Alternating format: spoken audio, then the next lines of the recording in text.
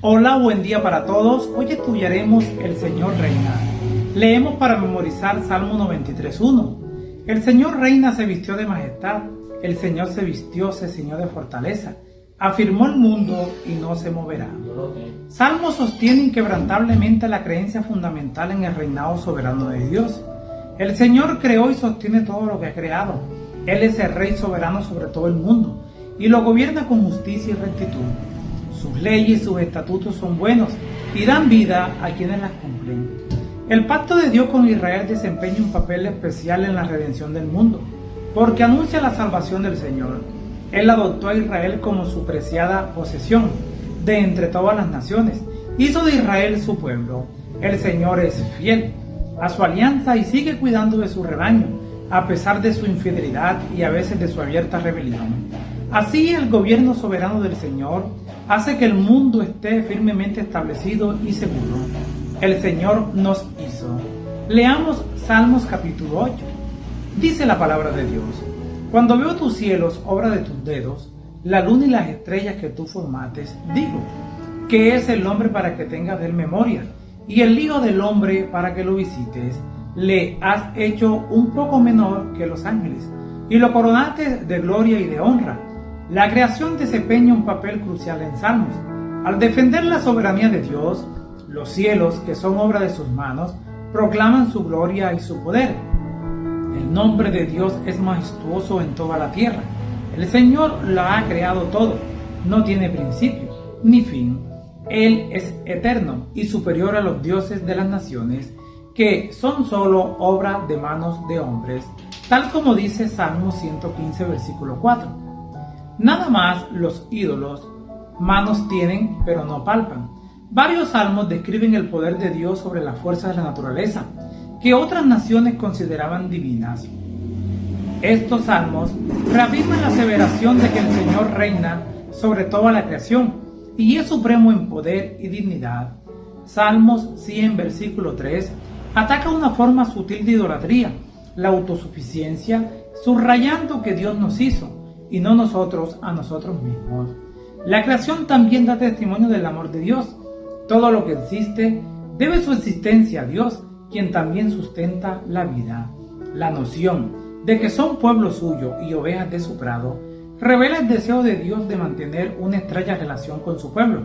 Únicamente el Creador tiene el poder de bendecir y hacer creer a su pueblo, y por lo tanto, Él es el único digno de adoración y confianza. La gloria de Dios se ve en la creación, incluso en la creación terrenal caída, y Salmos nos señala que únicamente Dios es digno de adoración. El Señor reina, estrechamente ligado, mejor dicho, inseparablemente ligado. Al concepto del Señor como creador está el concepto del Señor como soberano, como gobernante. La declaración "el Señor reina" se proclama solemnemente en Salmos, pero sus ecos se escuchan en todo el libro de Salmos. El Señor está revestido de honor, majestad y fuerza. Está rodeado de nubes y tinieblas, pero también se cubre de luz como de un vestido. Salmos 104, versículo 2. Estas metáforas exaltan el poder y esplendor del Rey y fueron cuidadosamente escogidas para expresar la grandeza única de Dios, que está más allá de la comprensión humana. Leamos Salmos 97, versículos 2 y 10. Dice la palabra de Dios: Nubes y oscuridad alrededor de él, justicia y juicio son el cimiento de su trono. Los que amáis a Jehová, aborreced el mal. Él guarda las almas de sus santos, de mano de los impíos los libra. El reinado del Señor se demuestra en sus obras de creación, salvación y juicio. El Señor estableció su reinado sobre todo el mundo. El reino de Dios es un reino eterno, sin parangón, en poder y majestad. El reino del Señor se basa en la misericordia, la justicia y la rectitud, y aporta orden y estabilidad al mundo creado. El reino de Dios une a los adoradores celestiales y terrenales en la alabanza a Dios. Muchos salmos visualizan que toda la humanidad reconoce el gobierno soberano de Dios. El reinado del Señor es desafiado constantemente por los impíos, que niegan al Señor, se burlan de Él y oprimen a su pueblo. Tal como lo dice Salmos 14:1. Aunque se ve desafiado por la prosperidad de algunos impíos y turbado por la indulgencia de Dios, el salmista confía en el gobierno soberano de Dios y continúa deleitándose en la seguridad de los justos juicios de Dios.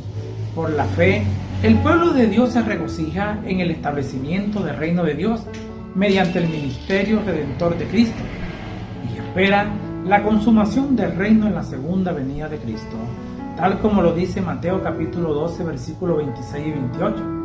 Los que aman al Señor aborrezcan el mal. Salmo 97, 10 dice: Dios es el juez. Leamos Salmo 75. Gracias te damos, oh Dios, gracias te damos, pues cercano está tu nombre. Los hombres cuentan tus maravillas. Se arruinaban la tierra y sus moradores. Yo sostengo sus columnas, y más Dios es el juez. A este humilla y a aquel enaltece. Como rey soberano, el Señor es también el legislador y juez. Los impíos amenazan constantemente el orden justo que Dios estableció en el mundo. Pero el Señor juzgará el mundo y pondrá fin al dominio del mal. En Salmo 75, varias imágenes describen la destrucción irrevocable de los impíos. La imagen de una copa con vino tinto, tal como lo dice Salmo 75:8, transmite la intensidad de la furia de Dios.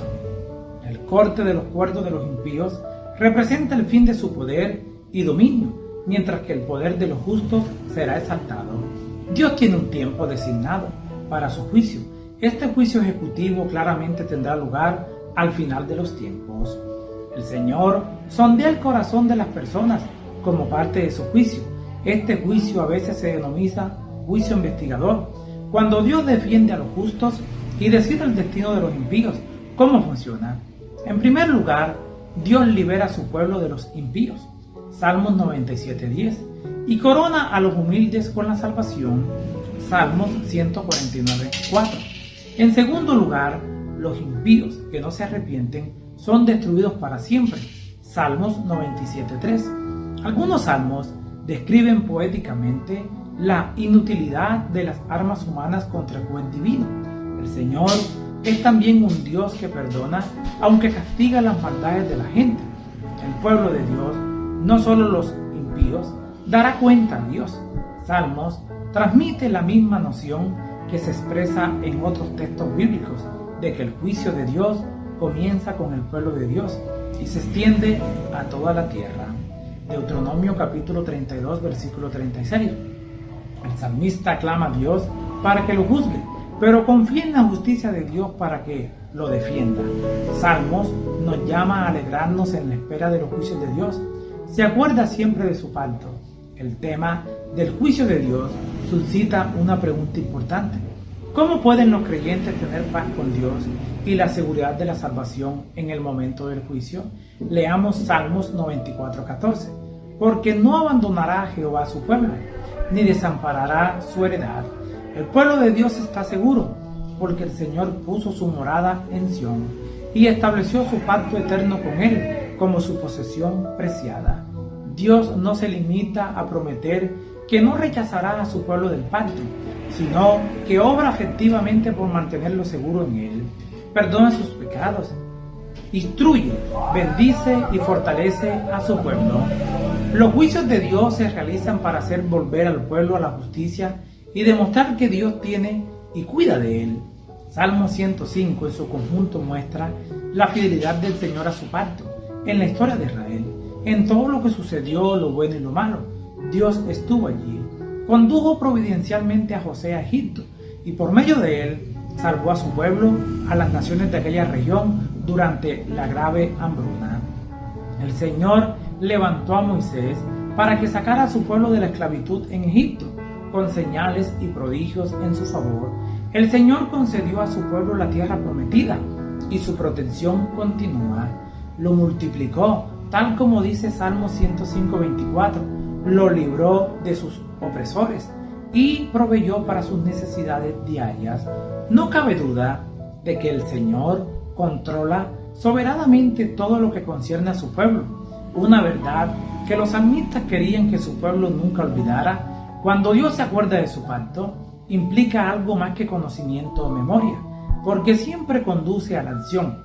Del mismo modo, cuando se llama al pueblo a recordar las maravillas y los juicios de Dios, significa que el pueblo debe vivir de manera que honre a Dios.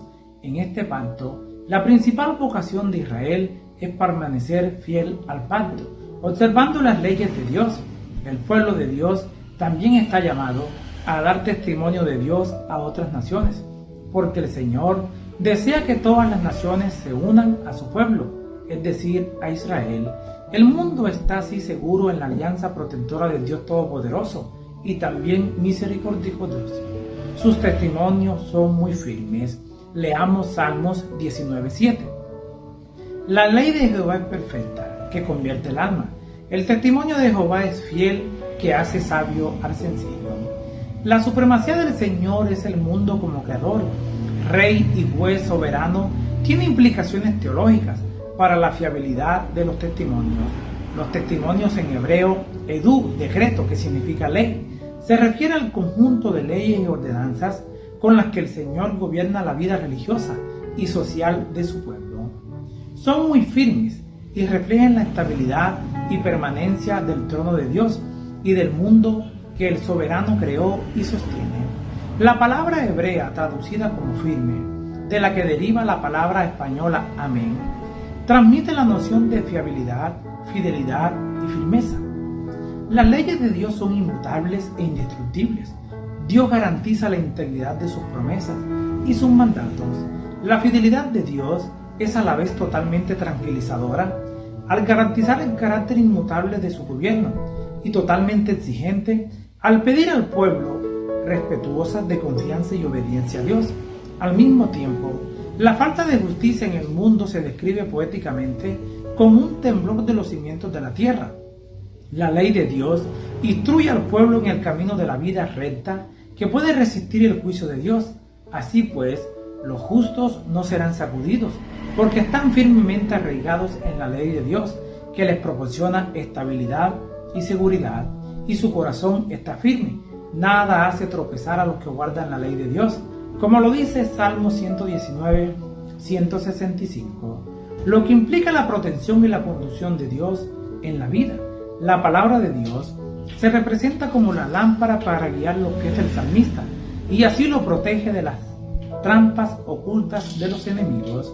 La gran paz de los que gozan, los que aman la ley de Dios, obviamente no es resultado de una ausencia total de pruebas, más bien deriva de permanecer en la presencia de Dios y de tener una relación sana con Él. Les habló Flavio Martínez. Que la paz de Dios les acompañe en este día.